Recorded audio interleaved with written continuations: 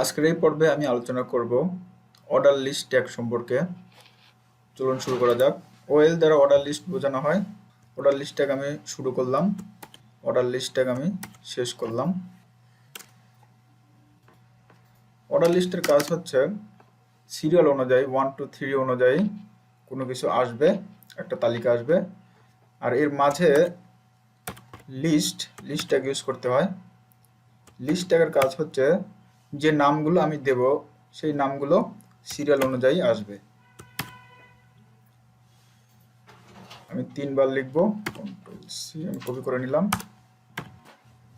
ইব্রাহিম, মৌসা, বক্কার, আমি 3টা নাম দিলাম।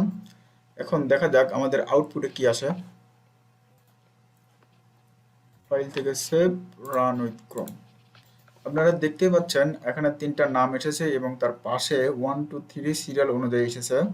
এখন যদি আপনারা চান যে 1 2 3 এর পরিবর্তে অন্য কিছু দিতে, হয়তো এ বি সি ডি এই ধরনের দিতে চান, তাহলে এখানে লিখতে হবে টাইপ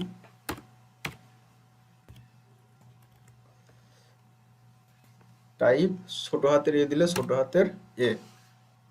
ফাইল থেকে save, run with Chrome. So এখানে দেখতেই পাচ্ছেন এ বি সি ডি আকারে এখানে সিরিয়াল হয়ে গেছে। আপনারা চাইলে বড় হাতের এ দ্বারাও লিখতে পারবেন।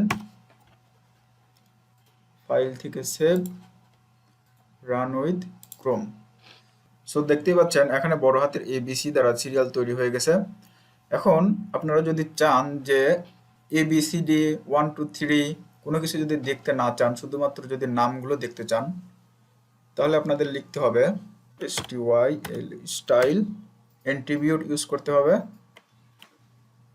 লিস্ট স্টাইল টাইপ কেমন দেখতে চাচ্ছি, নাম দেখতে চাচ্ছি। দেখা যাক, ফাইল থেকে সেভ করি, রান উইথ ক্রোম। আপনারা দেখতে পাচ্ছেন এখানে আর কোনো সিরিয়াল নম্বর নেই। আরেকটা বিষয় রয়েছে, আপনারা যদি চান যে 1 2 3 প্রথম থেকে শুরু না হয়ে 5 থেকে শুরু হবে, তাহলে সেক্ষেত্রে আপনাকে যা লিখতে হবে, আমি অ্যাট্রিবিউট কেটে দিচ্ছি, সেক্ষেত্রে আপনাকে লিখতে হবে STY স্টার্ট, স্টার্ট করব কত থেকে, আমরা 5 থেকে স্টার্ট করতে যাচ্ছি, তাহলে এখানে 5 লিখে দেব। ফাইল থেকে সেভ, রান উইথ ক্রোম। দেখতেই পাচ্ছেন এখানে 5 থেকে স্টার্ট হয়েছে, 5 6 7, এখানে 1 থেকে স্টার্ট না হয়ে 5 6 7 থেকে স্টার্ট হয়েছে। সো আশা করি ওএল ট্যাগ এবং লিস্ট ট্যাগ ভালোভাবে বুঝতে পেরেছেন। পরবর্তীতে আমরা ওএল ট্যাগের মতোই আরেকটি ট্যাগ ইউএল ট্যাগ নিয়ে আলোচনা করব। সো দেখা হচ্ছে পরবর্তী ভিডিওতে।